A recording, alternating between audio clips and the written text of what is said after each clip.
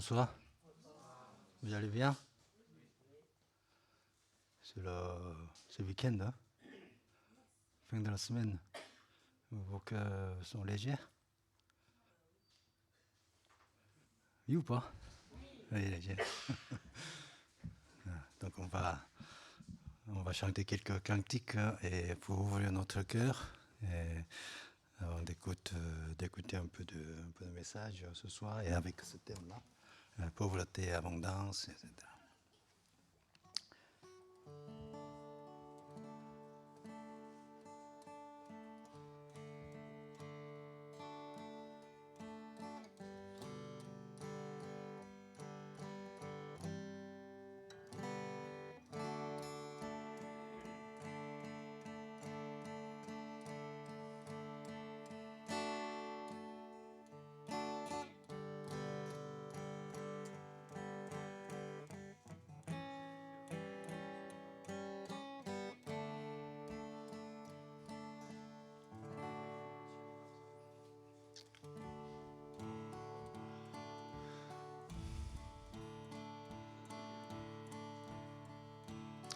Tous ensemble, chantons un cœur joyeux.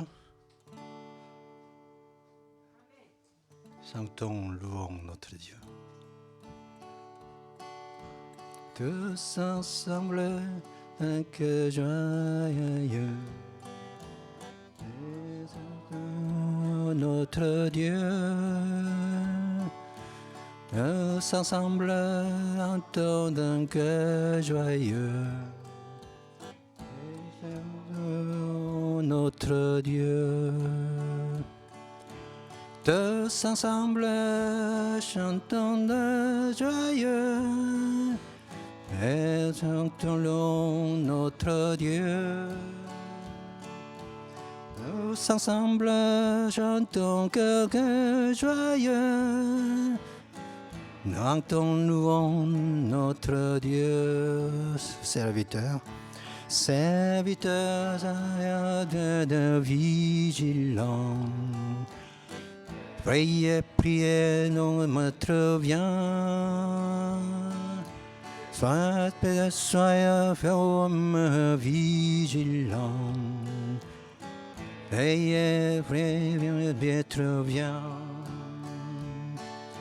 Serviteurs, sois fermes, vigilants. Priez, Maître vient. Soyez fermes, vigilants.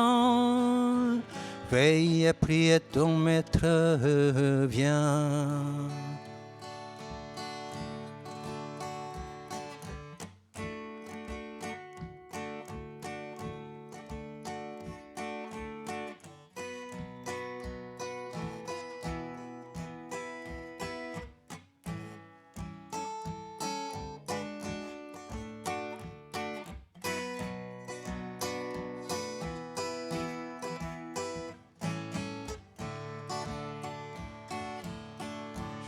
Ensemble de joyeux.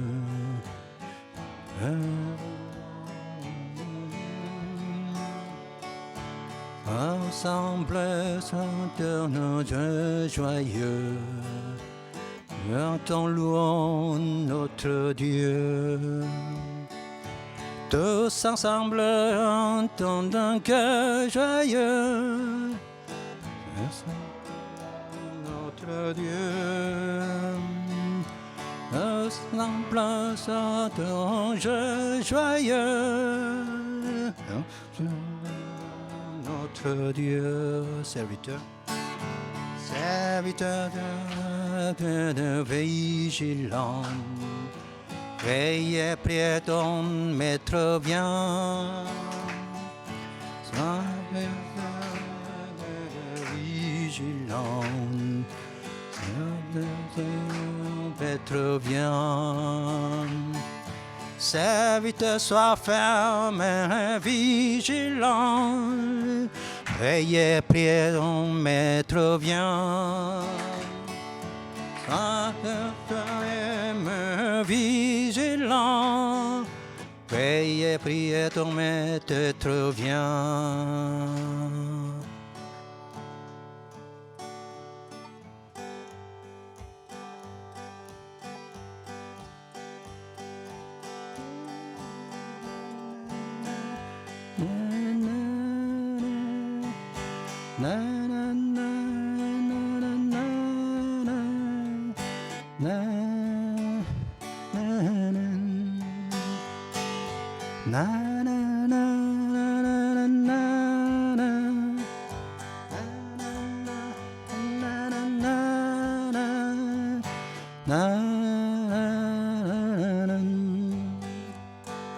Seigneur, vexe sur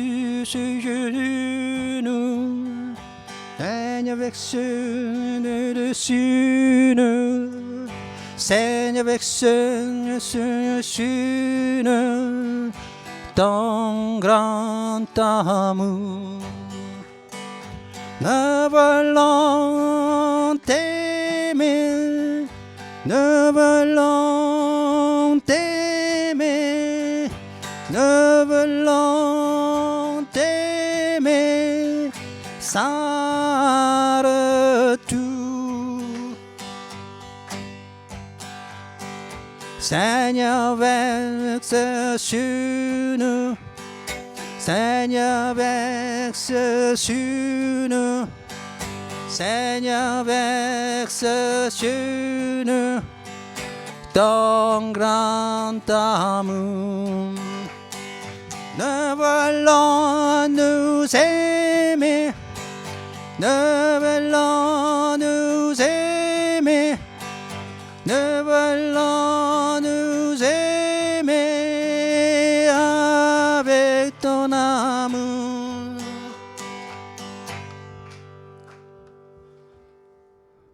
Nous voulons aimer Dieu. Nous voulons nous aimer les uns les autres. Tu vois? C'est ça le contenu. Seigneur, vexe sur nous. Seigneur, vexe sur nous. Seigneur, vexe sur nous. Et ton grand amour. Seigneur, vexe sur nous. Seigneur, vexe sur nous. Seigneur, vexe sur nous. Ton grand amour. Seigneur, nous voulons t'aimer. Nous voulons t'aimer. Nous voulons t'aimer sans retour. Seigneur, vexe sur nous.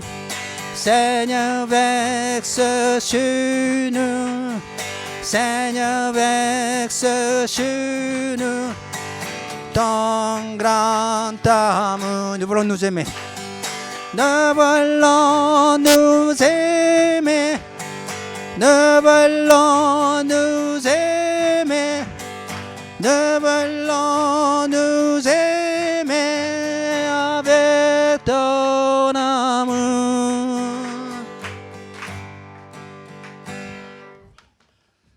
Vous pouvez vous regarder les uns les autres. Hein? Nous voulons. Ok.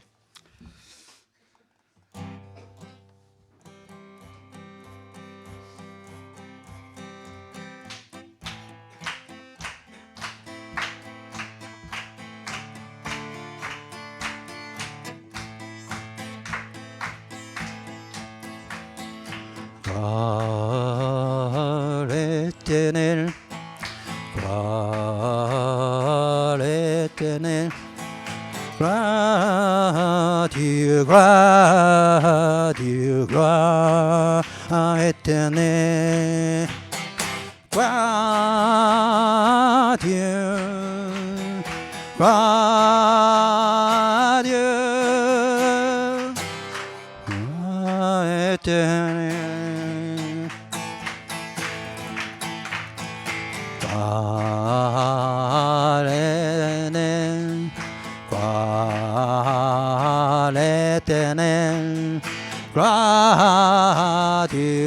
gloire du roi éternel. Gloire à Dieu, gloire à Dieu, gloire éternelle.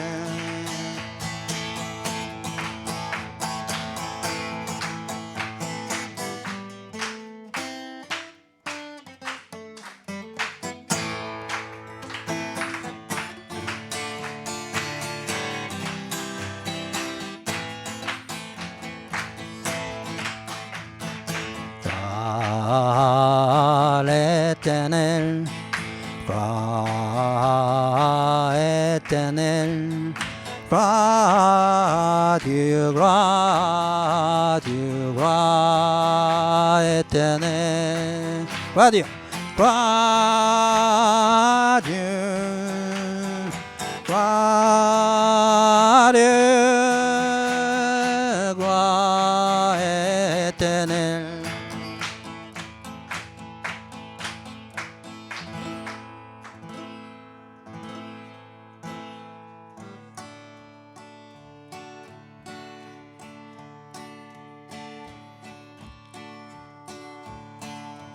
El Shaddai, El Shaddai, El Shaddai, El Shaddai, El Shaddai, El Shaddai, Dieu tout-puissant, El Shaddai, El Shaddai. El Shaddai, El Shaddai, El Shaddai, El Shaddai, El Shaddai, El Shaddai, El Shaddai, Dieu tout-puissant, El Shaddai, El Shaddai.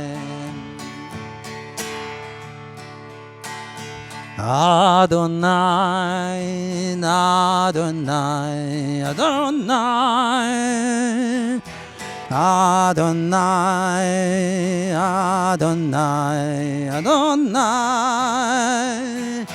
Dieu plein d'amour, Adonai, Adonai. Adonai, Adonai, Adonai,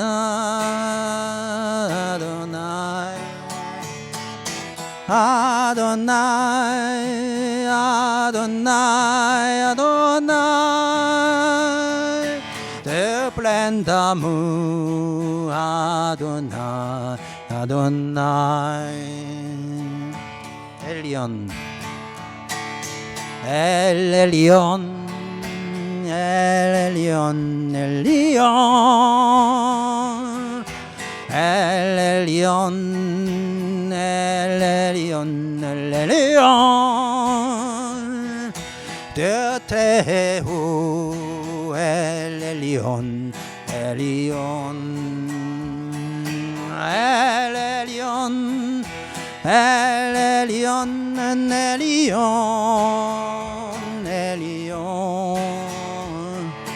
El Elyon, El Elyon, El Elyon, El très haut, El Elyon, El Elyon. Alléluia. Alléluia. Alléluia, Alléluia, Alléluia, Alléluia, Alléluia. Loué sois-tu, Alléluia, Alléluia, Alléluia, Alléluia, Alléluia, Alléluia. Alléluia, Alléluia, loué sois-tu, Alléluia, Alléluia.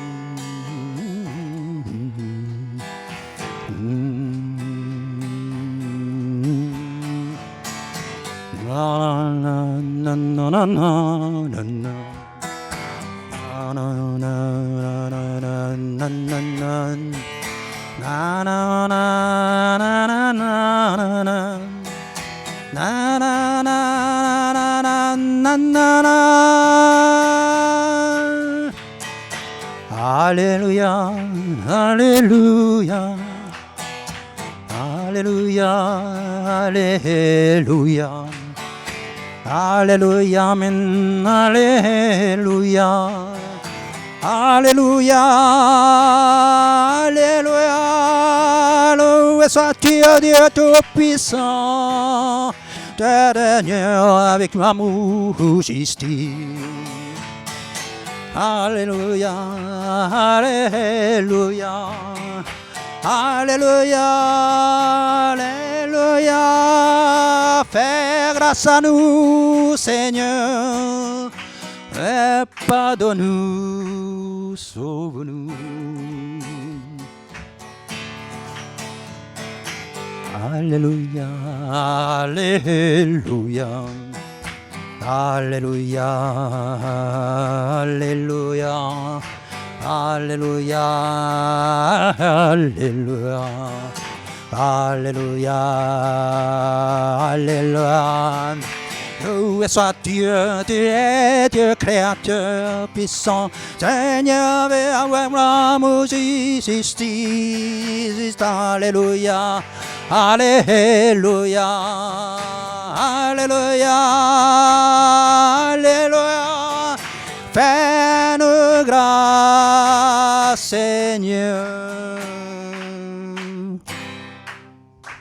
Pardonne-nous nos péchés, sauve-nous.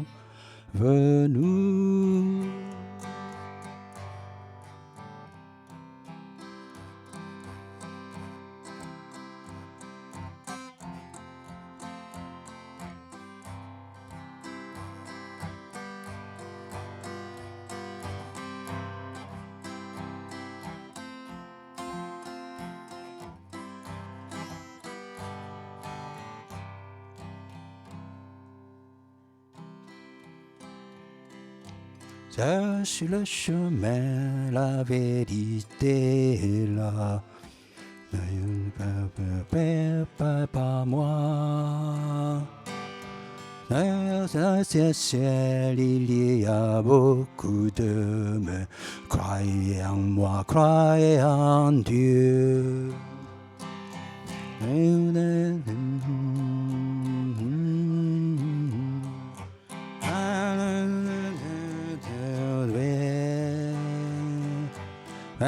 Que de ce sur les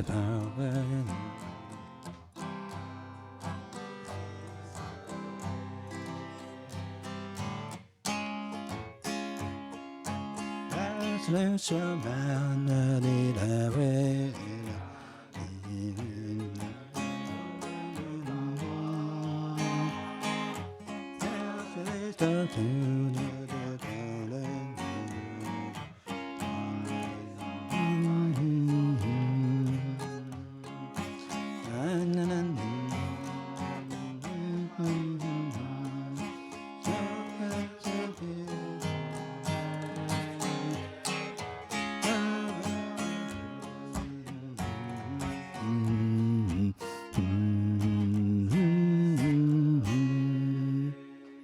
Amen. Asseyez-vous.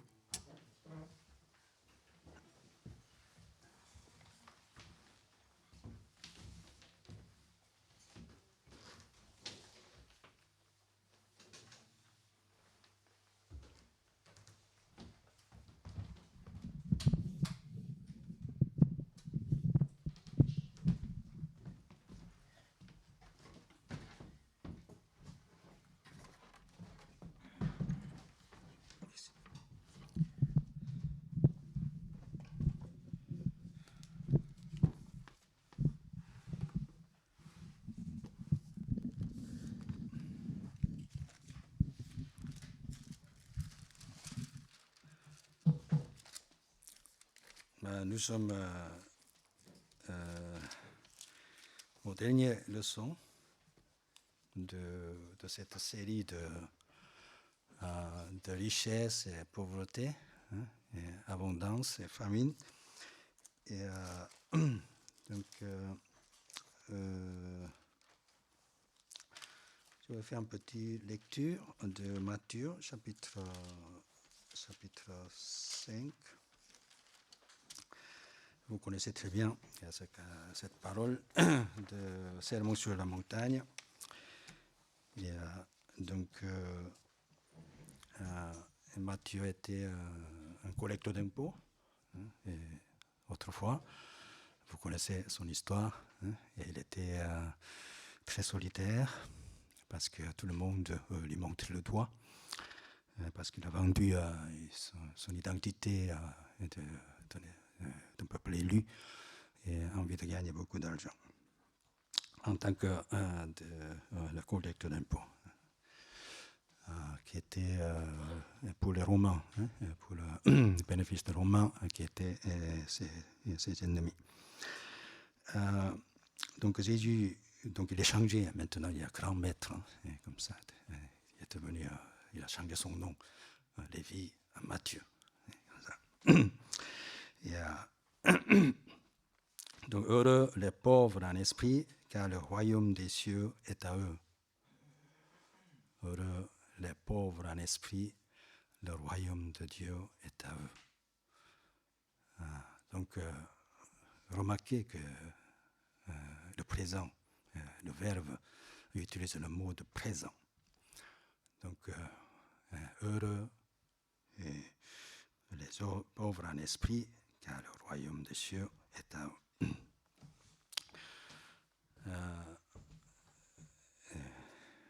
Donc,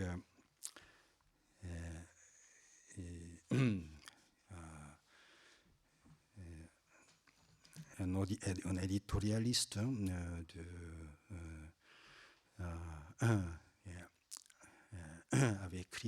a écrit un article concernant la rationalité. La rationalité est une grande aventure pour notre époque. Il a intitulé son article de la sorte. Donc j'étais assez intéressé. Hein. Et donc, autrefois, nous avons eu la conférence avec le thème la raison et la foi, etc. Donc c'est un thème assez intéressant pour nous, pour les intellectuels que nous sommes et que vous êtes. Hein. Et donc il y a toujours une certaine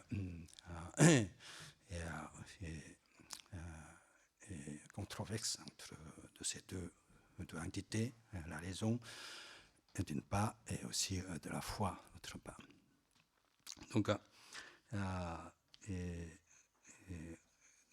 surtout en ce qui concerne l'abondance, hein, l'abondance, c'est-à-dire que son article n'était pas très long, pas éditorial, c'est pas très long. Et donc sa conclusion, c'est que le peuple d'aujourd'hui devient de plus en plus enfantin. Si je parle d'abord de la conclusion, c'était ça, c'est-à-dire que, que la rationalité les gens commencent à un peu refuter. Hein. Donc c'est une formule, il cite une formule d'un psychiatre, de professeur en psychologie de Harvard, qui s'appelle Pinker, hein, a dit que voilà, la rationalité ce n'est pas cool. Ce n'est pas cool. C'est-à-dire que les gens de ce monde-là, jusqu'à maintenant, historiquement, ils s'appuient sur la rationalité. Maintenant, ils commencent à un peu tourner le dos. C'est pas cool. C'est pas excitant en quelque sorte. C'est pas. Donc, en ce qui concerne la matérialité, il a cité quelques statistiques, c'est-à-dire que par rapport au XIXe siècle, maintenant, il y a un énorme changement. hein, au niveau de confort, au niveau de la richesse, etc. Par exemple, comme ça, si je cite, et à la fin du 19e siècle, la vie, espérance de la vie, c'est 30 ans. C'est 30 ans. Maintenant, 72 ans. 72 ans, et plus développé, les pays développés, c'est 83 ans. Donc, c'est une énorme prolongation de la vie. Hein. Et donc, c'est énorme. Hein. Et c'est à cause de quoi il a cité, là, par exemple, la théorie microbienne. Théorie microbienne. Il se plante, c'est la théorie de miasme. Je ne sais pas ce que ça veut dire, mais en tout cas, il y a de microbienne, hein, comme ça, la théorie microbienne. Et, il fait beaucoup d'études de recherche de microbes. Et puis antibiotiques, la chloration, et puis la vaccination, etc. Et toute une série de mesures scientifiques qui ont été appliquées. C'est-à-dire que grâce à ça, toutes ces choses ont été provenues d'un certain développement de rationalité, n'est-ce pas? Mais cependant, on ne reconnaît pas trop. On ne reconnaît pas trop. Hein? Et il a dit au niveau de violence, conflit, et 22 morts par bataille pour 100 000 personnes, 1950. C'est à peu près 70 ans. 70. Et puis maintenant, en 2019, c'est 0,7. On ne meurt presque pas à cause de conflits, à cause de batailles, etc. Donc c'est un grand développement. Et donc la situation est complètement changée, la condition de vie totalement changée. Et puis dernièrement, je cite, surtout la matérialité, c'est que à la fin du 19e siècle, et ce que nous pouvons appeler aujourd'hui extrême pauvreté, 90% de la population. Donc, c'est-à-dire qu'il y a à peu près un siècle et demi, presque tous, ils sont dans l'extrême pauvreté. Hein? Mais maintenant, vous savez combien de pourcents c'est l'extrême pauvreté? Et à 9%. 9% seulement. Hein? Et, donc, 90% est devenu 9%. Hein? Donc, c'est un énorme changement au niveau de la condition de vie. Donc, les gens doivent être très contents et très heureux, hein, n'est-ce pas? Mais bizarrement, on ne voit pas trop les gens dans la vie qui sont très contents, qui sont très heureux. Hein? Qu'est-ce qui se passe? Hein? Et c'est-à-dire que ici, à un moment donné, pendant de longs siècles, et que vraiment la rationalité était quelque chose d'idole, quoi. On s'appuyait sur ça, et puis on développait beaucoup de sciences pour que la condition de vie s'améliore, et comme nous avons remarqué tout à l'heure. Et cependant, maintenant, comme cette formule nous dit, hein, que ce n'est pas très cool, hein, de cette rationalité, c'est-à-dire on commence à rejeter, refuter, parce que si on ne connaît pas très bien de sa validité naturelle, et qu'on commence à rejeter. Par exemple, il a cité aussi de ce phénomène, c'est-à-dire que aux États-Unis, l'ancien président, hein, le président Trump, il a proféré le mensonge 40 000 fois mensonge. 40 000 fois de mensonge pendant sa période de mandat de 4 ans. Quoique 40% de la population le soutiennent. Donc, les gens, ils s'en foutent, quoi, en quelque sorte.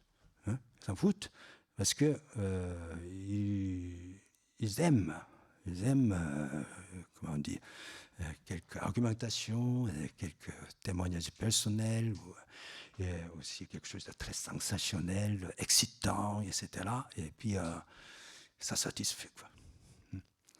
C'est ce qu'ils cherchent. C'est-à-dire qu'en sachant que ce n'est pas très vérité, mais ce n'est pas grave.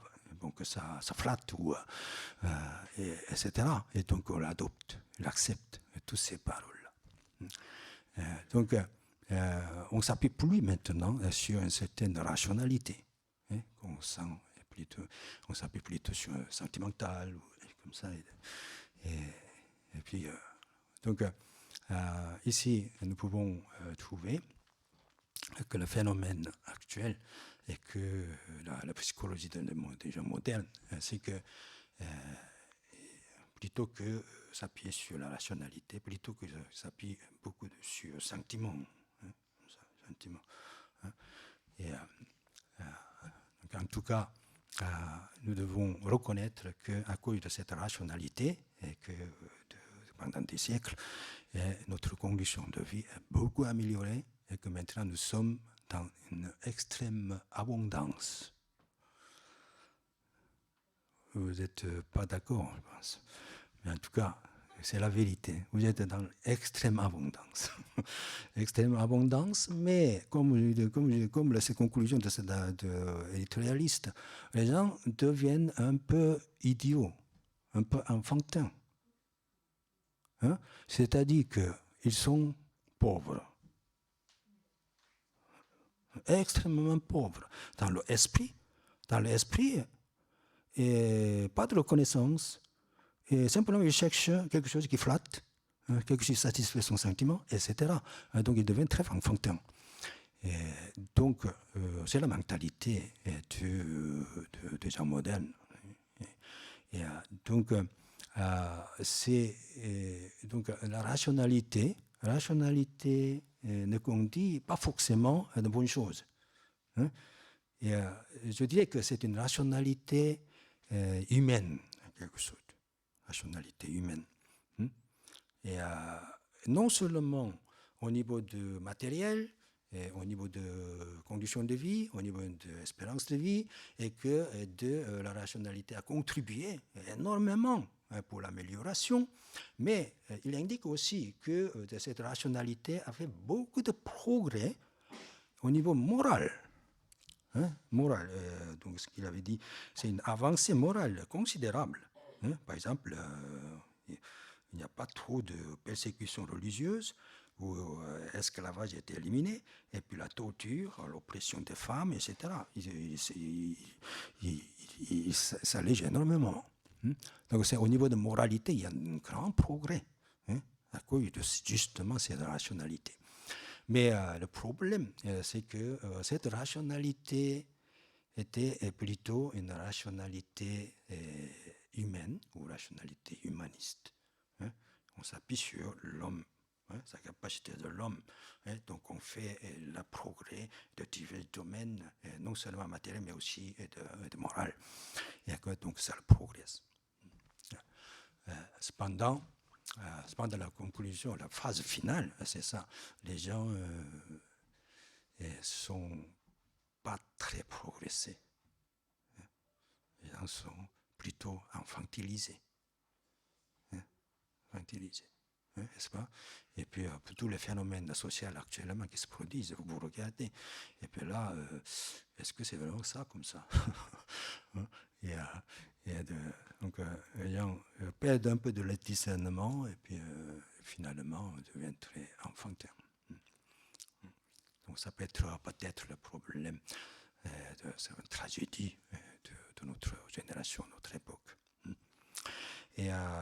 Mais cependant, je voulais dire qu'il y a un autre aspect, c'est que s'il y a le pauvre en abondance, il y a le riche en pauvreté. Le riche en pauvreté. Et la pauvreté ne rend pas toujours forcément de malade ou de malheureux. Et la pauvreté est quelque chose de très bienfaiteur. Bienfaitrice. Donc, voilà, c'est le sujet principal, c'est plutôt, que je voulais mettre l'accent, c'est ça, et c'est le riche en pauvreté. Pauvreté. Donc, ici, dans le sermon sur la montagne, Jésus a dit heureux les pauvres en esprit. L'affection version lucanienne, c'est plutôt un peu différent. Seulement heureux, les pauvres. Ici, les pauvres en esprit, Matthieu, mais Luc disait que c'est heureux, les pauvres. Tous les pauvres sont heureux, quoi, en quelque sorte. C'est vrai hein, que les pauvres sont heureux. Je voudrais dire que ce bonheur-là peut se définir de deux façons. C'est-à-dire que instantanéité. Hein? Première chose, c'est instantanéité. Deuxième chose, c'est causalité. Cela veut dire, c'est que, comme Jésus dit, hein, et qu'à travers Matthieu, heureux les pauvres en esprit, c'est présent. Donc, à l'heure même, à l'instant même, vous pouvez éprouver une incommensurable bonheur dans votre cœur. Hein? Donc, si on revient un peu de la version de l'Eucanienne, quand on est pauvre, comment on peut être heureux hein? Et matériellement très pauvre. Hein? Comme ça, et on peut imaginer qu'il n'est pas très heureux, etc. Mais ce n'est pas le cas. Donc, même si on est très pauvre, et à l'instant même, hein, c'est pour ça que je parle d'instantanéité, à l'instant même, on peut se sentir extrêmement heureux. Hein? Cela, c'est une sphère tout à fait possible. Hein? Tout à fait possible. C'est ce que Jésus est en train de parler. C'est ça. Heureux les pauvres en esprit, car le royaume de Dieu. Heureux ceux qui pleurent, hein? C'est présent. Heureux ceux qui se pleurent, et car ils seront consolés. Hein? Et comme ça, heureux et ceux qui sont doux, hein, et ils hériteront la terre, etc. Hein? Donc, vraiment, que quand on est pauvre, à l'instant même, hein, pourquoi les pauvres sont malheureux? Parce qu'il y a une certaine envie, hein, n'est-ce pas? Hein? Si vous réfléchissez un peu sur votre expérience, peut-être l'expérience des autres, et puis ils sont heureux, parce qu'il a envie des autres. Hein? Comme ça, c'est pour ça qu'ils sont malheureux. Hein? Mais à l'instant même qu'ils peuvent être extrêmement heureux. Hein? Et pourquoi on peut réfléchir, pourquoi à l'instant même les pauvres peuvent sentir le bonheur, d'après vous? Hein? Parce qu'il est pauvre, mais c'est heureux. Il y a un secret. Hein? Le secret,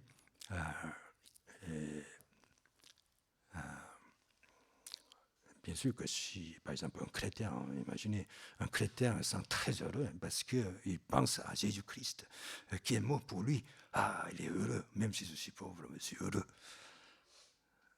Ouais, c'est possible, hein? Mais c'est assez difficile. Hein? C'est assez difficile. Même si Dieu m'a sauvé comme ça, et puis je suis toujours extrêmement pauvre, je suis heureux. Mais ici, vous voyez, verset 3, heureux les pauvres en esprit, car le royaume des cieux est à eux. Il parle, c'est-à-dire à cause de quelque chose, à cause de l'espérance. Si on a l'espérance, et le monde actuel, sur cette terre-là, c'est passager, n'est-ce pas? Hein? Et on peut espérer le royaume à venir. C'est ça la source de bonheur. Hein? Pour les pauvres ont un peu plus de facilité et que les riches, parce que les riches, c'est généralement, c'est très attaché aux choses. Mais les pauvres, pas très attachés. Hein? Il y a plus de facilité en quelque sorte par rapport aux riches, d'espérer quelque chose du ciel qui va venir. Donc, voilà, en tout cas, le propos, c'est que on peut être vraiment très, très heureux, et à cause de cela, le royaume de Dieu et l'espérance qui ne se flétrit pas, qui ne se suit pas, qui ne se corrompt pas, comme Pierre disait. Donc c'est ça que ça sent vraiment, ça donne vraiment le bonheur. Vous voyez, si vous vous souvenez, chapitre 11 de Hébreu. Certaines femmes refusent d'être sauvées, délivrées de la mort. C'est une persécution ardente qui vient de l'extérieur, n'est-ce pas? Mais ces femmes-là, ils refusent d'être délivrées. C'est extraordinaire, n'est-ce pas? Mais c'est plutôt, ils préfèrent mourir. Et donc, dans cette situation accablante de la persécution et de la mort, avant la mort, il est extrêmement heureux.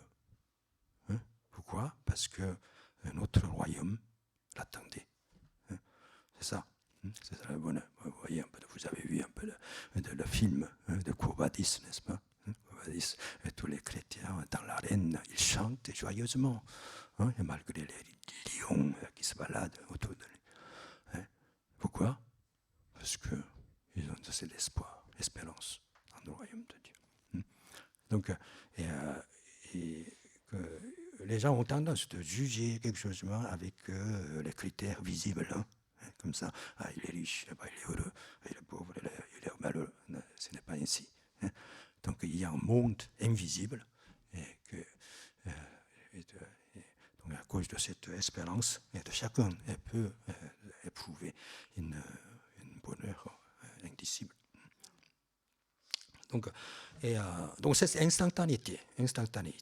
Donc l'espérance vivante nous donne instantanément ce bonheur indicible, indescriptible. Mais il y a aussi de causalité. Je parle de causalité, c'est que si vous êtes pauvre, vous pouvez devenir riche. Matériellement parlant, je parle. Actuellement, vous êtes pauvre, mais quelques années plus tard, vous serez riche. Pas comme un peu de Elon Musk, comme extra riche, comme ça. Mais en tout cas, vous allez être riche. Vous croyez? Parce que ce n'est pas mon idée, c'est la Bible. C'est la Bible qui dit. Vous êtes pauvre, mais quelques années plus tard, ou peut-être quelques décennies plus tard, en tout cas, vous pouvez être très riche. 2 décennies après, Jacob, par exemple. Jacob il n'avait que bâton. Il n'y a que le bâton quand il traversait de la rivière pour aller dans une région qui s'appelle le Patanaram. Il n'avait que le bâton. Et puis quand il retourne, deux décennies après, il y avait plein de moutons, plein de cheptels, grand cheptel. Et puis il y avait beaucoup de serviteurs servantes. En plus, 4 femmes. Et puis beaucoup d'enfants. Donc c'est inimaginable. Pourquoi? Parce que Jacob croyait en Dieu. Jacob croyait en Dieu. Et Laban, son oncle, chez qui elle demeure, il est extrêmement, comment dire, malin, quoi, quelque chose. Il change 10 fois le salaire. Et comme ça. Mais malgré de cette méchanceté, entre guillemets, de son oncle, et que Jacob croyait en Dieu. Donc, si on voit un peu son histoire, son récit, il est toujours fidèle. Il ne voyait pas l'homme, mais il voyait devant Dieu. Il agissait devant Dieu. Toujours. Il était toujours fidèle, il était toujours honnête. S'il on voit déchirer le mouton, par exemple, c'est lui qui récompense, rembourse, comme ça, et voilà. Donc c'est vraiment extrêmement honnête, extrêmement fidèle. Pourquoi? C'est la marque de sa croyance. Et quand il a traversé avec le bâton ce qu'est, il a dit, il a décidé. Si tu m'accompagnes, je donnerai la dîme de tout. Donc c'est une décision ferme de son cœur de poursuivre coûte que coûte et la vie de Dieu. Et puis finalement, il est devenu très riche. Très riche. Dieu voit toujours dans notre intérieur, dans notre centre, et puis il agit, et selon nos cœurs. Un autre exemple peut-être, ça peut être David. David est réfugié. Pendant très longtemps, il était réfugié. Et, parce que le Saoul, il ne cessait de chasser comme ça pour tuer, sans cesse tuer. Et donc, David, la situation était extrêmement pauvre, et réfugié. Mais David, il a gardé toujours son cœur devant Dieu. Quel que soit de la persécution et de haine des hommes, il ne s'est pas laissé trouler, mais simplement, il agissait devant Dieu. Et finalement, David est établi comme roi. Il est l'ombre du Christ, on dit, comme ça. Et tous les Israélites adoraient David comme le roi parfait, plein de paix, plein d'amour et plein de justice, comme Dieu. Et donc, tu as énormément béni la vie de David. Et comme, par exemple, de Saoul, poursuivait sans cesse, et comme ça, et que David, il avait 2 fois l'occasion de le tuer. Saoul, parce que Saoul était dans la caverne, et puis il était en train de dormir, et puis Saoul était entré dedans, et donc c'était le moment, l'occasion de lui favorable pour le tuer. Mais David n'a pas tué, parce que c'était loin de Dieu, dit-il. Donc il était très humble, il agissait devant Dieu, pas devant les hommes, devant Dieu. Et puis Dieu a béni énormément et sa vie pour faire de lui le roi d'Israël. Donc, ici, que la richesse dans la pauvreté. Richesse dans la pauvreté, nous pouvons être très très riches instantanément. Si vous abandonnez un peu de votre espoir et votre appui de la terre, comme ça, et puis vous regardez dans le ciel, et puis à l'instant même, Dieu vous donne de cette indicible joie et bonheur dans votre cœur. Je vous garantis. Je vous garantis. Et si vous ne le trouvez pas ainsi, venez à moi. Mais je vous garantis quand même. Instantanément. Et puis deuxièmement, dans 2 ans ou 3 ans, vous serez riche, très riche. Oui, je vous garantis. Je ne vous garantis pas. Peut-être décennies. Après ma mort, peut-être. Mais en tout cas, rachetez-vous et que vous serez très heureux, vous serez très riche, et que si vous marchez, dans la voie de Dieu. Okay. Bon, je vais lire le verset 3 encore une fois, et puis je laisse la place pour notre équipe de jeunes d'animation. Heureux les pauvres en esprit, car le royaume des cieux est à eux. Okay. Voilà, ok.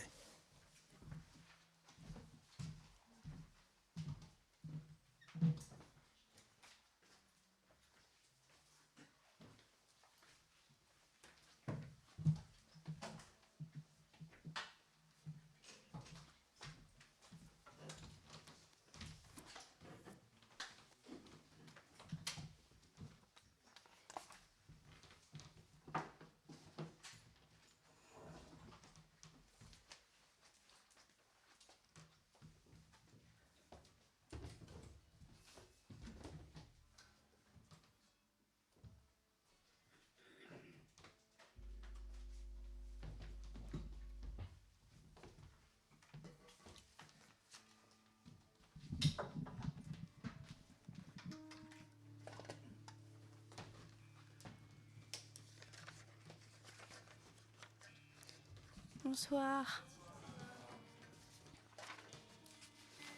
Vous êtes contents? Alors,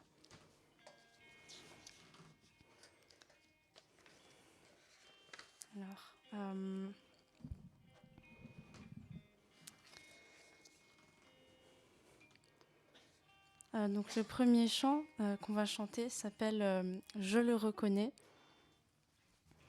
Donc on a vu qu'on peut être heureux, très heureux quand on est pauvre.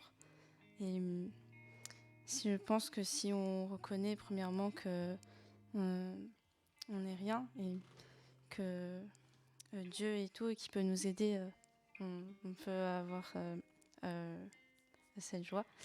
Donc je vous lis un peu les paroles. Je le reconnais, je ne suis rien sans toi. Tu es parfait, tu sais tout de moi.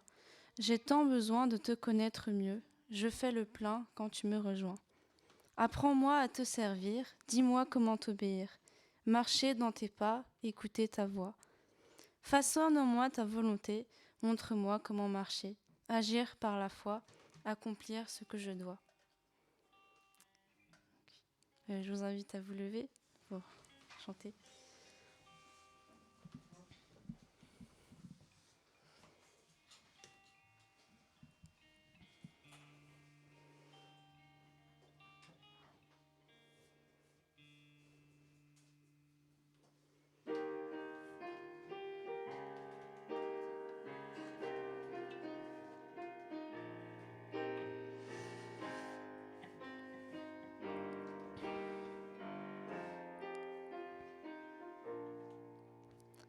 Je le reconnais, je ne suis rien sans toi.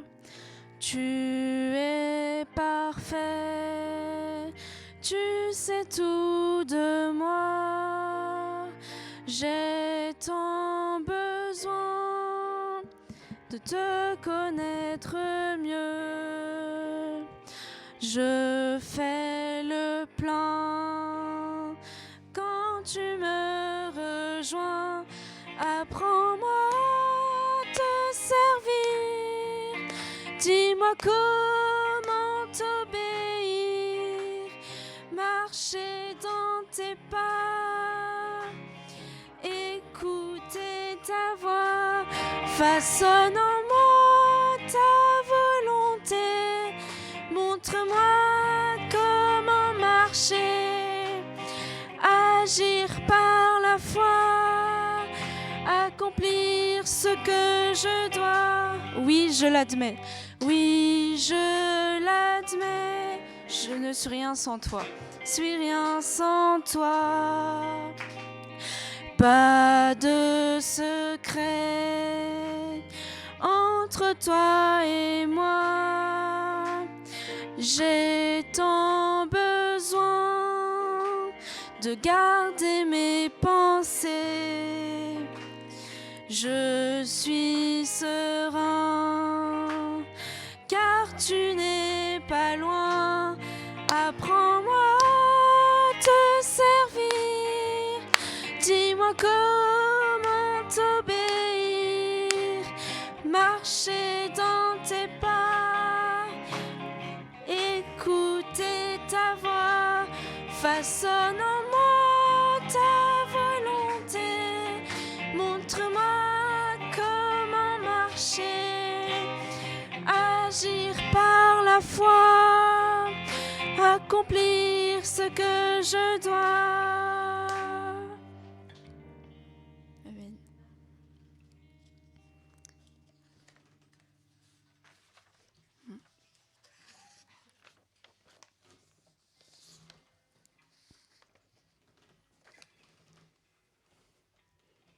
Vous savez, quand on se sent pauvre et qu'on n'a rien, c'est le moment opportun où on peut se tourner vers Dieu. Et on a faim et soif spirituellement. Et on peut venir se rassasier de Dieu. Donc je vous invite à chanter ensemble « Je veux me rassasier ». Je veux me rassasier de ton image. Dans ton amour, je verrai ta face. Tu me protèges à l'ombre de tes ailes. Garde ma vie comme la prunelle de tes yeux.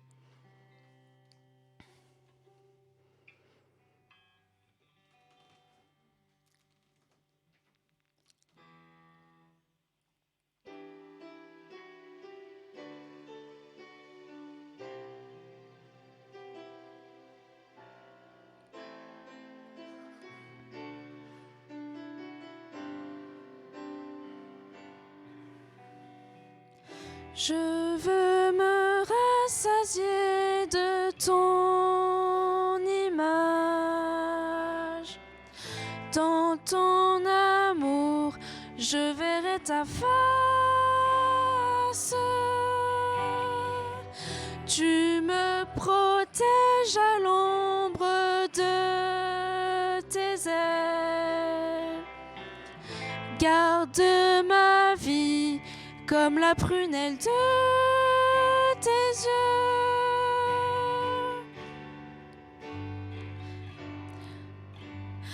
Quand je t'invoque, tu me réponds. Toi qui sauves ceux qui cherchent un refuge. Je veux me rassasier de ton image. Dans ton amour, je verrai ta face. Tu me protèges à l'ombre de tes ailes. Ma vie comme la prunelle de tes yeux. Son de mon cœur. Son de mon cœur, visite-moi, visite-moi. Tes bontés pour moi sont merveilleuses.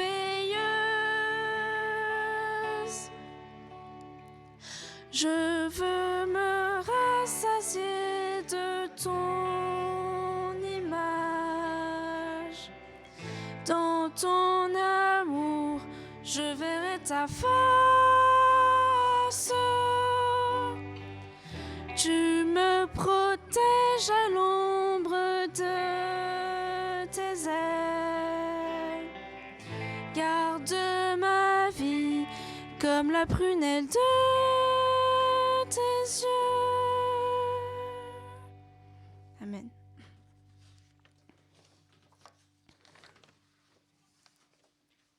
Donc, vraiment, quand Dieu peut être le roi de votre cœur et la source où je vais boire. Alors, ce chant s'appelle « Le roi de mon cœur ». Que le roi de mon cœur soit la montagne où j'accours, la source où je vais boire. Oh, il est mon chant. La rançon pour ma vie. Oh, il est mon chant. Que le roi de mon cœur soit mon ancre dans les vagues et le vent dans mes voiles. Qu'il soit le feu qui brûle en moi, un écho qui se répand. Oh, il est mon chant. Donc dans ce passage, c'est un chant nouveau, mais il y a des paroles assez simples qui reviennent. C'est tu es bon, bon, oh. Et tu ne me laisseras jamais.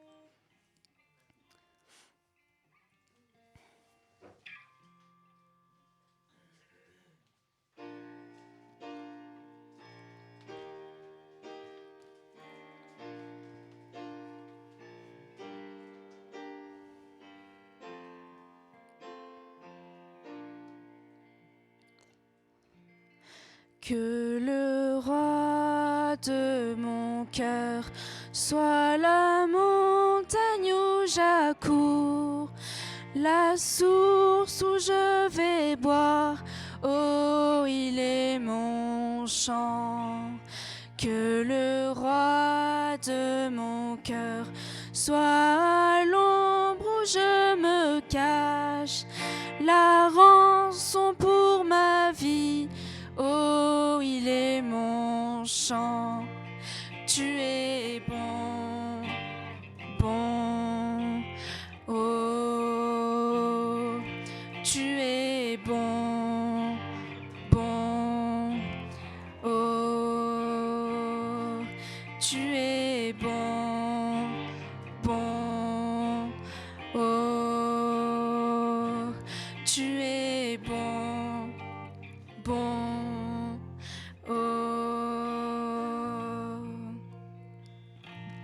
Que le roi de mon cœur soit mon ancre dans les les vagues et le vent dans mes voiles. Oh, il est mon chant. Que le roi de mon cœur soit le feu qui brûle en moi, un écho qui se répand. Oh, il est mon chant. Tu es bon, bon. Oh, tu es bon, bon. Oh, tu es bon, bon. Oh, tu es bon, bon. Oh, tu ne me laisseras jamais. Tu ne me laisseras jamais. Tu ne me laisseras jamais. Tu ne me laisseras jamais. Que le roi de mon cœur soit la montagne où j'accours, la source où je vais boire. Oh, il est mon chant. Que le roi de mon cœur soit à l'ombre où je me cache, la rançon pour ma vie. Oh, il est mon chant. Tu es bon, bon. Oh, tu es bon, bon. Oh, tu es bon, bon. Oh, tu es bon, bon. Oh. Amen.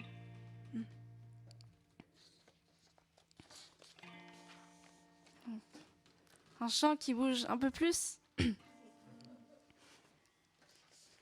Vous savez, Dieu est riche en amour et son amour dure à toujours. Donc, alors, je vous propose de faire un écho. C'est louez Dieu car il est bon, son amour dure à toujours. Louez-le. Enfin, on fait comme ça, ok? Vous pouvez pleinement exprimer votre joie en dansant.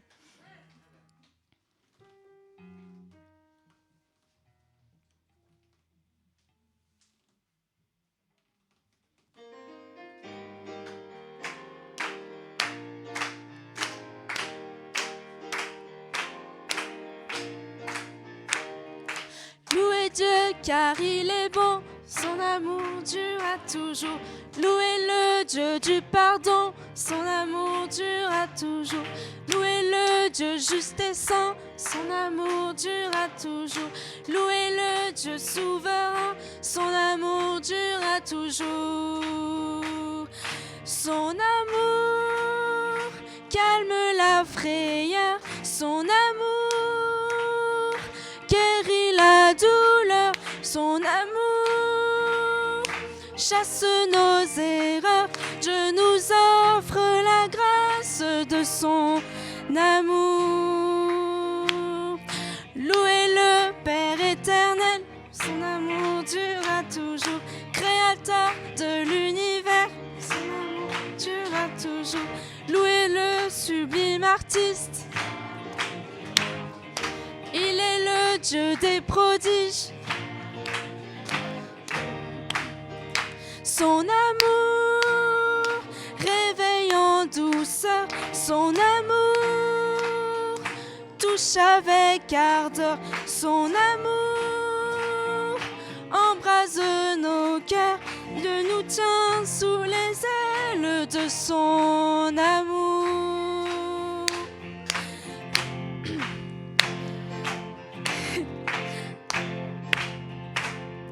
Louez-le Dieu tout-puissant, son amour dure à toujours. Il prend soin de ses enfants.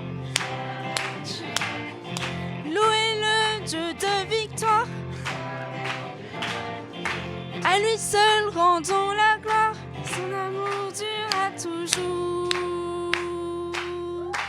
Amen.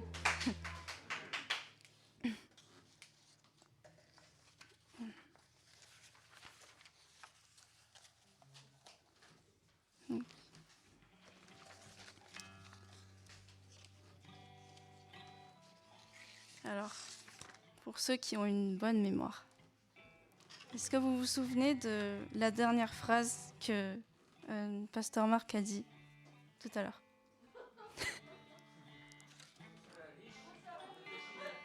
Oui, presque. Et il a donné un dernier secret aussi, je trouve. Vous serez très heureux si vous marchez dans la voie de Dieu.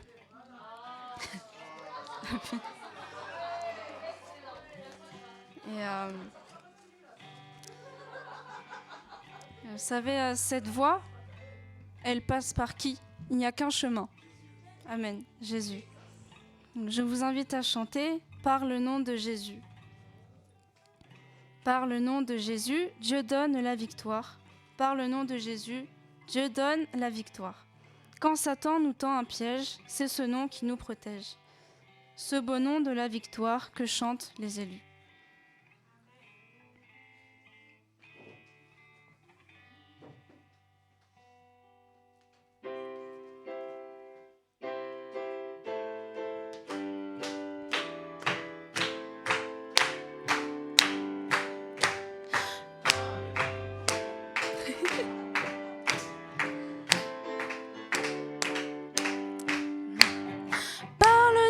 Jésus, par le nom de Jésus, Dieu donne la victoire. Par le nom de Jésus, par le nom de Jésus, Dieu donne la victoire. Quand Satan nous tend un piège, c'est ce nom qui nous protège. Ce beau nom de la victoire que chantent les élus. Encore. Par le nom de Jésus, par le nom de Jésus, Dieu donne la victoire. Par le nom de Jésus, par le nom de Jésus, Dieu donne la victoire. Quand Satan nous tend un piège, c'est ce nom qui nous protège. Ce beau nom de la victoire, chante les élus. Par le nom de Jésus, par le nom de Jésus, Dieu donne la victoire. Par le nom de Jésus, par le nom de Jésus, Dieu donne la victoire. Quand Satan nous tend un piège, c'est ce nom qui nous protège. Ce beau nom de la victoire que chantent les élus. Amen. Que Dieu vous bénisse.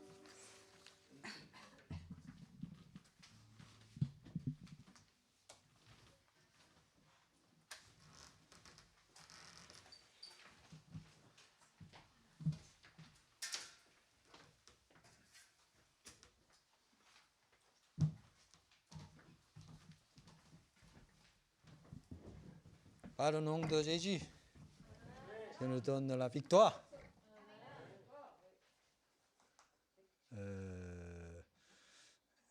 Même si ce n'est pas le témoignage sur la richesse ou l'abondance, mais si vous avez le témoignage de victoire, donc vous pouvez un peu le témoigner. Quelqu'un veut témoigner?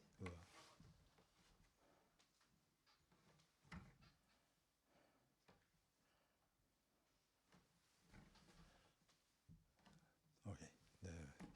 Thierry va témoigner au sujet de...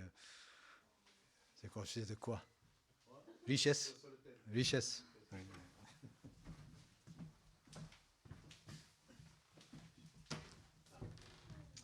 Donc, bonjour, je m'appelle Thierry, Thierry Clio.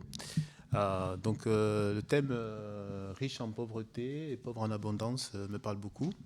Euh, Tout d'abord, dans ma jeunesse, quand je vivais, j'étais étonné dans mon cœur parce que mon père il a déménagé dans le processus, mais on est arrivé à avoir une villa. J'avais ma chambre personnelle, et puis donc dans la famille, chacun avait sa chambre.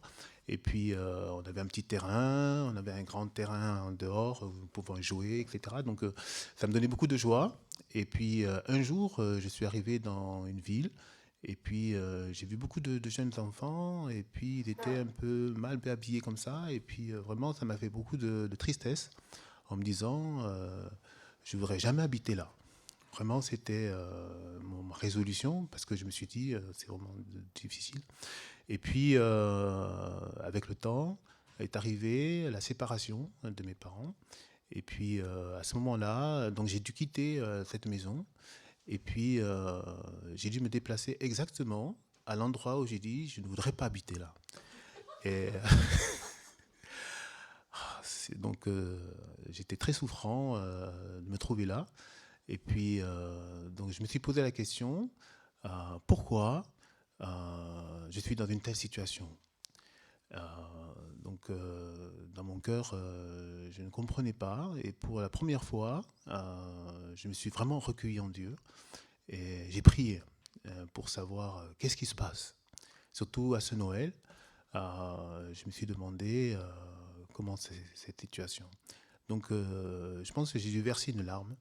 Et puis, à un moment donné, j'ai regardé ma vie et je me suis dit, je suis quand même pas le plus malheureux euh, parmi les hommes.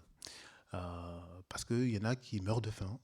Quand j'étais à l'école, j'apprenais cela.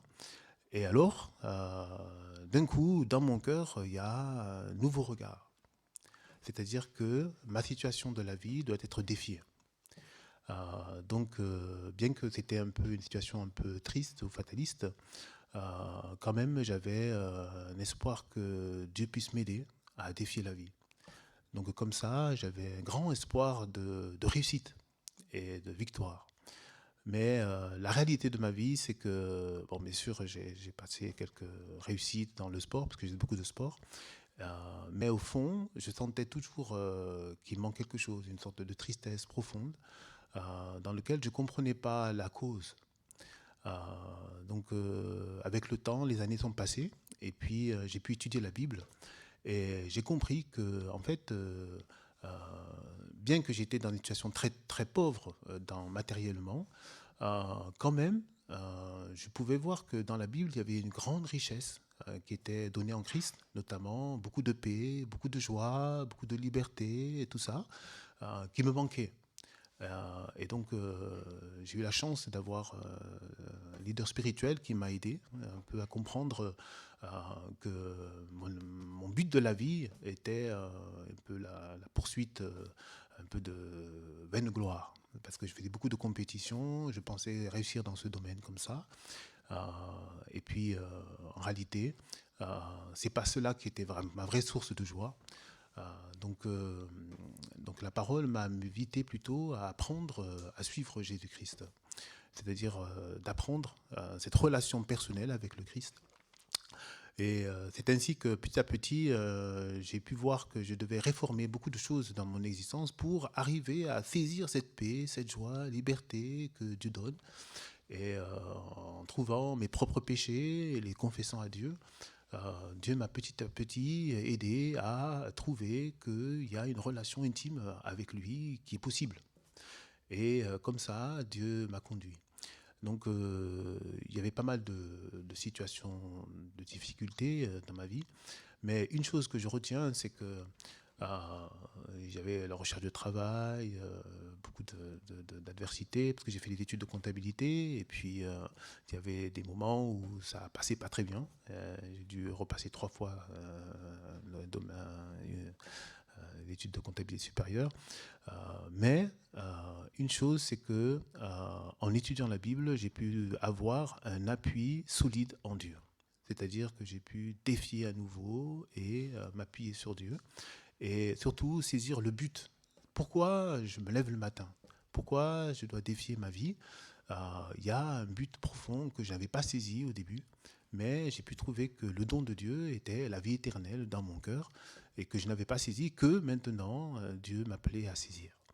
Donc quand j'ai saisi ce but, alors j'ai commencé à avoir une double action. Le premier, défier mes études, mais avec le but de plaire à Dieu et puis de chercher ce chemin. Et comme ça, pour faire beaucoup plus court, c'est que donc il y avait des problématiques de travail, mais Dieu m'a invité de trouver le travail là où je pourrais servir aussi la mission. Donc c'était un défi un peu difficile, mais ce que j'ai trouvé, c'est que Dieu m'a accompagné sensiblement. Et quand je suis monté à Paris, j'avais pas de, enfin, j'habitais à Orléans, donc j'ai dû déplacer à Paris, mais donc du coup c'était une situation un peu particulière parce qu'il n'y avait pas encore le logement, il n'y avait pas encore le travail, etc. Mais en me déplaçant, Dieu a donné toutes choses parce que je voulais collaborer à la mission. Donc Dieu, avec les collaborateurs, m'ont aidé, m'ont soutenu, et Dieu a ouvert le chemin, la porte. Et jusqu'à maintenant, ce que je trouve, c'est que au niveau de abondance, Dieu m'a donné beaucoup. Il m'a ouvert une famille, 4 enfants, un travail abondant, et je peux servir la mission en même temps de Dieu avec le but de partager la grâce que j'ai reçue avec aussi les étudiants, comme moi j'étais étudiant aussi à l'époque. Donc ce que je trouve dans ce cheminement, c'est que la main de Dieu invisible était très proche, m'a accompagné sensiblement pour que je puisse goûter la richesse de Dieu dans ma vie. Je me sentais très pauvre de dons de Dieu et puis de réussite dans la vie. Mais maintenant, ce que je trouve, c'est que Dieu m'a fait réussir beaucoup de choses. Mais ce n'est pas par ma propre force, mais c'est par la main de Dieu gracieuse qui m'a accompagné pas à pas et me donnant la capacité. Donc je remercie beaucoup Dieu et cela me donne beaucoup de joie de chanter Dieu sans cesse, qui accompagne sensiblement et qui donne une grande liberté, paix, joie, et toutes ces choses. Merci Seigneur. Merci.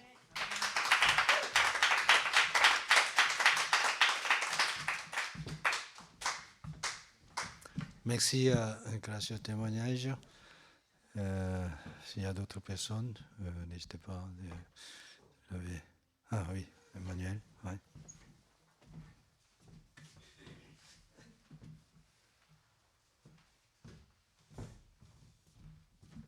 Bonsoir. Moi, ça m'a touchée parce que, en fait, j'étais pauvre, mais je voulais pas le reconnaître. Et je voulais pas être pauvre. Pourquoi j'étais pauvre? D'abord, matériellement, ma famille était plutôt pauvre, mais surtout intérieurement, j'étais pauvre parce que dans ma famille, il n'y avait pas de père. Donc j'étais seule avec ma mère et vraiment, on était sans appui.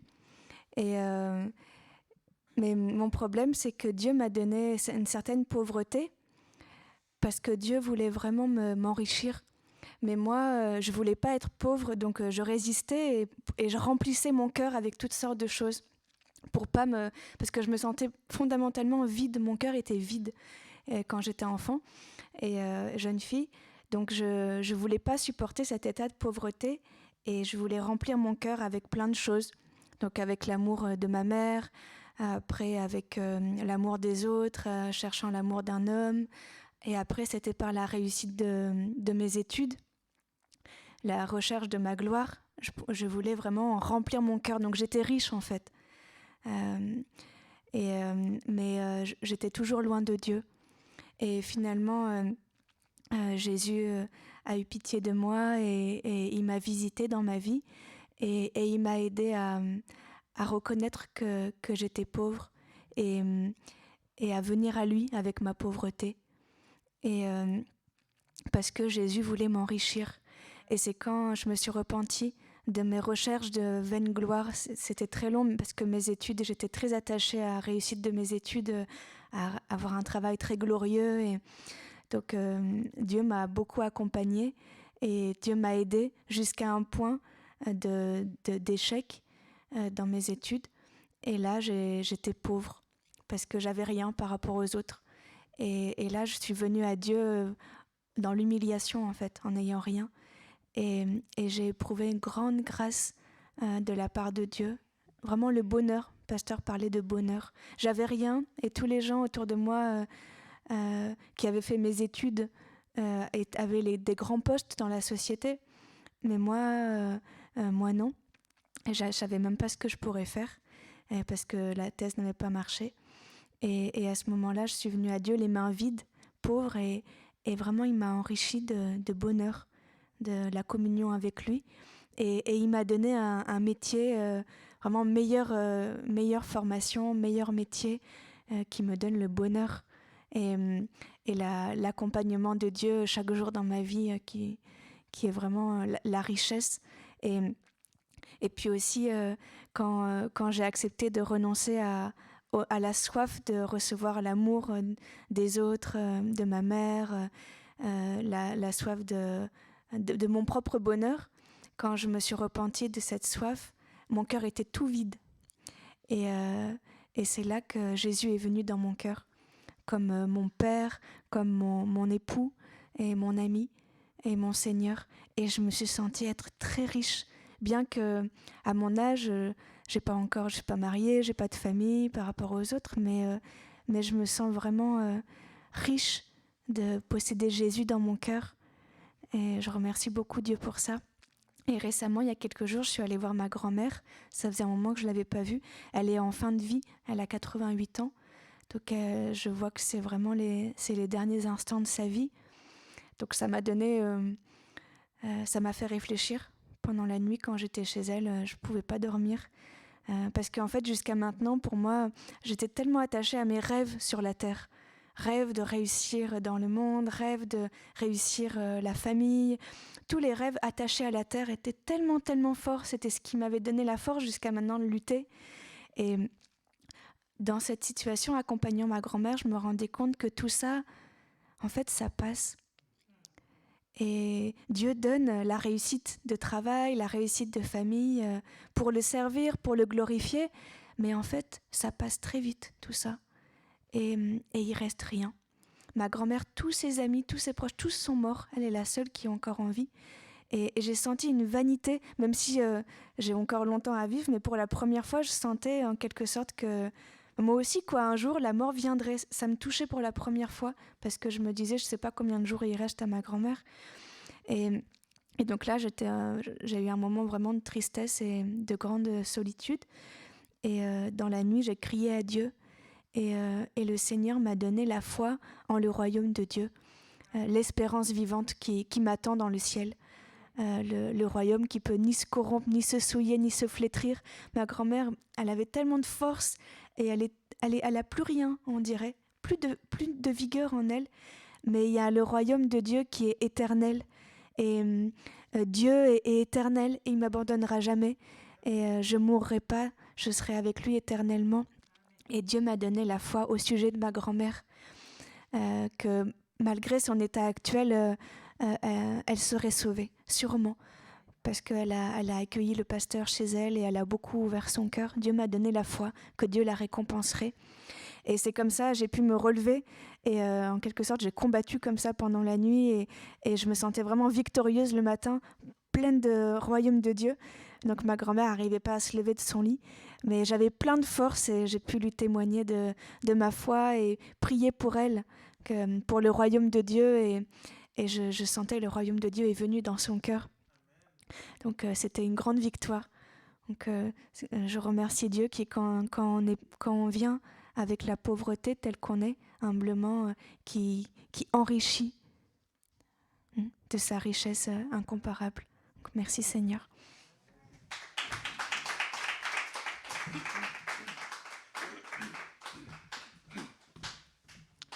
Merci beaucoup de grâce au témoignage. Vraiment, notre Dieu est